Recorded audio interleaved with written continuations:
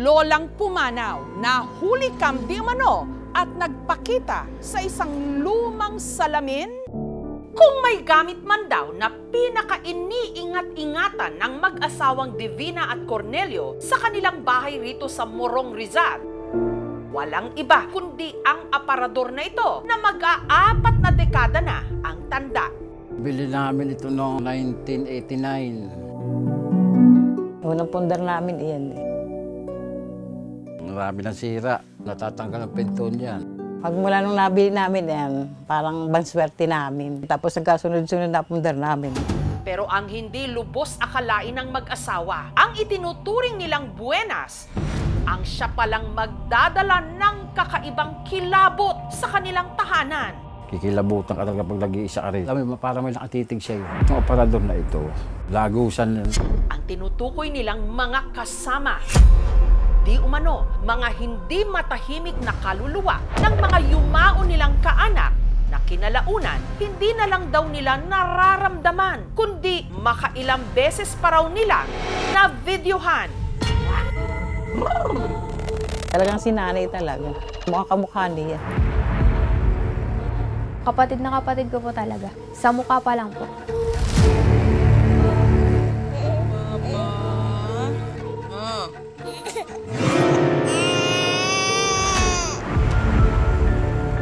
Kung totoong kaluluwa ito ng mga namayapa nilang mga mahal sa buhay, ano kaya ang gusto nilang iparating? Ay, labutat nga ako. Sabi ko, bakit kaya nagtanong na nanay ko? Bakit magpahanggang ngayon, hindi pa rin sila matahimik?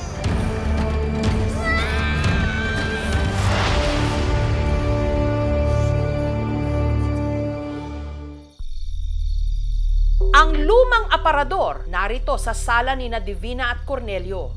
Noon pa man, tila meron na raw ritong namamahay.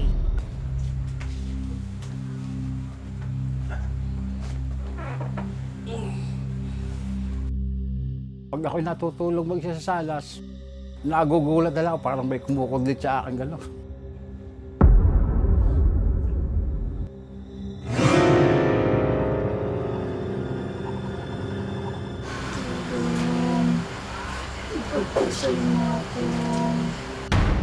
Namulat ka, magugulat ka na lang. Parang may nakatitig sa'yo. Sabi nga nung nagdasal, marami kaming kasama rito. Mahilig po kami maglaro ng tago-taguan. Then sa loob po ng aparador, pag ako mag-isa nagtatago.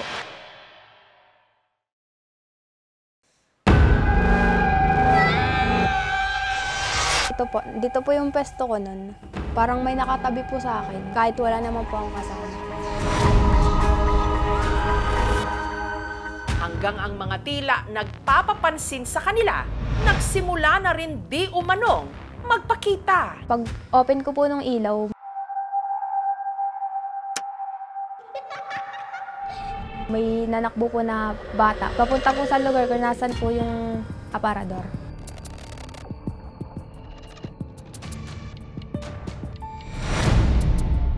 Parang anino lang po siya, maitim. Itong aparador na ito, pinagtataguan, lagusan. Hanggang kamakailan lang ang nanggagambala sa kanila na huli cam na. May 27 po. Nagbibideo po ako nun sa kapatid ko pang may day po sana. Pinanood ko po ng mga 3 beses po siguro, tapos nakita ko po yung reflection. Titigang mabuti ang na-videohan nila na parang mukha ng isang tao. Medyo po, payat na, tas may salamin po, tas medyo kulubot na rin po. At ang ikinataas daw ng kanilang balahibo, pamilyar ang itsura nito. Mukha po talaga ni Lola. Itsura talaga niya. Yung sa mata niya, yung lapad ng mukha niya. Ang matandang tinutukoy ng mag-ina ang kanilang Lola Gloria na 9 na buwan nang patay. 79. Tagal ng diabetes niya. Kaupo siya nung mamatay. Nay, kain na po tayo, Nay. Eh, nakamulat siya. Nay! Nay! Ginagay niya ko, ayaw niyang pumikit. Kain na tayo. Kinilabutan nga ako. Kasi sabi ko, bakit kaya nag-ano ang nanay ko? Kwento ni Divina, nung nabubuhay pa raw ang kanyang ina, hilig na raw talaga nitong manalamin sa aparador. Nakikita niya yung buo niyang katawan. Ano po yun, ma'am? Parang narito sila. Sa gitna ng aming panayam kay Divina, Parang lumamig, tapos nagtayo ng balahibo ko. Okay. Sa pakiramdam ko, parang narito. ngunit hindi pa pala yun ang unang beses na may na-videohan silang kakatwa sa kanilang bahay. Ang susunod na makikita niyong video, kuha naman ni Jackie nito lang Pebrero. May mapapansin kaya kayo ritong kakaiba? Talasan ang inyong mga mata. Papadala ako sa kanya. Tapos, binidyoan ko tsaka sesend ko sa papa niya. Pagka nagkalikot ako ng cellphone, ako lang napansin yung sa may salami, parang may umay-umay. Dito na raw parang binuhusan ng malamig na tubig si Jackie. Ang di manong mukha kasing nahagip sa salamin. Yung anak kong nawala. Ang 10 taong gulang niyang anak na si Tenten na nalunod nito lang 2023. Parang hindi siya aksidenteng nalunod. Parang may kasi full plate. Bago pa raw makuhanan ni Jackie ang imahe sa salamin, makailang beses pa raw niyang napanaginipan si Tenten. Nakatitig lang. Siguro, baka may gusto siya talagang sabihin sa akin. Tama kaya ang kutob ng mag-anak na ang salamin sa kanilang lumang aparador, lagusan ng mga espiritong hindi pa rin nakakatawid sa kabilang buhay? Ayaw pa niya mamatay. Sabi mo, baka meron siyang hindi nasabi, hindi siya matahimik. Sa tingin ko rin, kaya siya na kasi may hindi magandang ginawa sa kanya. Para bigyang linaw ang hinala ng pamilya, nitong Biyernes, binisita sila ng paranormal investigator na si Mary Cuevas. Nakatayo siya dito. Marami ko kayong tanong, parang bigat. Yung bata kasi, bigat. May tumira dito, babae. Hindi ko kayo tinatakot, nasalba siya ng pinto. Yung bata, meron daw siya request na hindi mo binigay. Ang mga di umano, hindi matahimik na kaluluwa, sinubukan niyang kausapin. Andiyan na siya sa may pinto. Kung napagtripan po ba siya, kaya siya nalunod. Ang misteryo sa Mirror, Mirror on the Aparador, bibigyang linaw na sa aming pagbabalik. Malambal ko po. Natabarin niyo ko na net, nasusumbatan ko kay dati. Salamin ng lumang aparador sa Morong Rizal, di umano lagusan ng mga hindi matahimik na kaluluwa. Ang mga espiritu na nanggagambala sa pamilya ni Divina, 2 beses daw nilang na-videohan na parang nahahawig daw sa mga kamag-anak nilang yumauna. Talagang sinanay talaga. Mukhang kamukha niya. Kapatid na kapatid ko po talaga. These are raw videos, so hindi siya edited. Yung mata nung nasa kaliwa, mas dark kaysa doon sa pattern ng mata na nando doon sa kanan. Kung zoom in ko na, hindi na siya mata eh. Reflection siya ng object kung ano yung nando doon sa tapat. Yung utak natin, naghahanap ng patterns na magsasuggest na meron muka.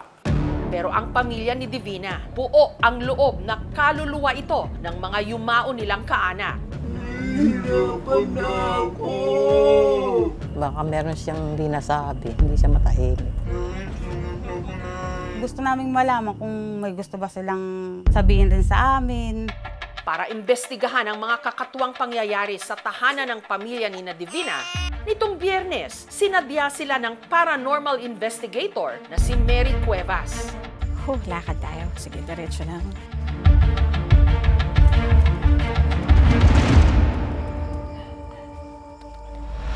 Nanay niyo po ba yung namatay? Kayo po yung anak? Okay, nakatayo siya dito. Ang bigat ng lugar. May tumira dito, babae. Portal niya, lagusan niya. Hindi ko kayo tinatakot. Nasalba siya ng pinto. Yung bata, meron daw siya request na hindi mo binigay. Oo, yun yung medyo dinadala-dala pa niya ngayon. Isa yun sa mga attachments niya. sinubukan ni Mary na kausapin ng di umano mga kaluluwa ni na Gloria at Tenten. Actually, ngayon po, nandyan po siya sa tabi ninyo. Ba't daw po kayo nagpapakita? May tampuhan kayo bago siya nawala. Kamukha niyo raw kasi yung father niya. Galit kasi siya sa tatay ko, kaya sila nagkahiwalay. Laging sinasabi sa akin nung bata pa ako, kamukha ka na ama mo impacto. Hindi mo kasalanan, iyon. Naakap ka niya. Pero patawad nga daw po kung naiparamdam niya sa yung ganun.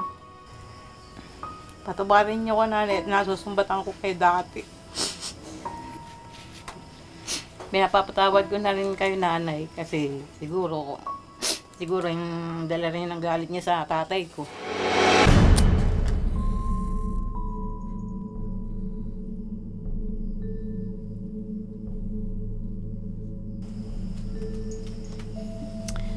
Andiyan na siya sa may pinto.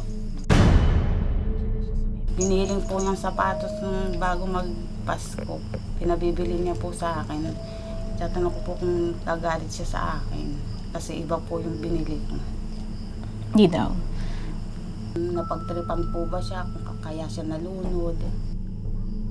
Bully. Nabubuli siya. Pero ang pinapahiwatig niya ngayon, wag na nating sariwain. Yun nangyari. Magagalit lang daw lahat. Gusto natin ipahiwatig sa kanya, yung saya, yung lugar kung nasan siya ngayon, oo, masaya palagi yun, pero hindi siya makakatawid. So, kailangan natin siyang patawirin. Mahal ko po siya. Salamat din daw sa'yo, ate. Mahal na mahal ka niya. Nasasabi ko rin ako yan sa apo ko. Pag naaalaala ko, yan kasi sila, napapalual. Mahal na mahal ko yung apo ko.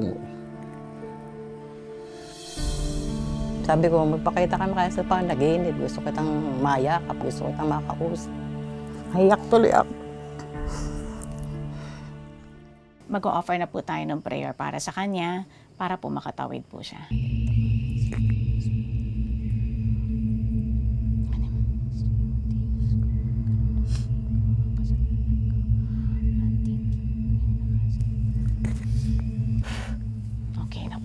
Okay na siya. Parang nagkaroon ng sagot yung mga katanungan namin. Panatag na loob po.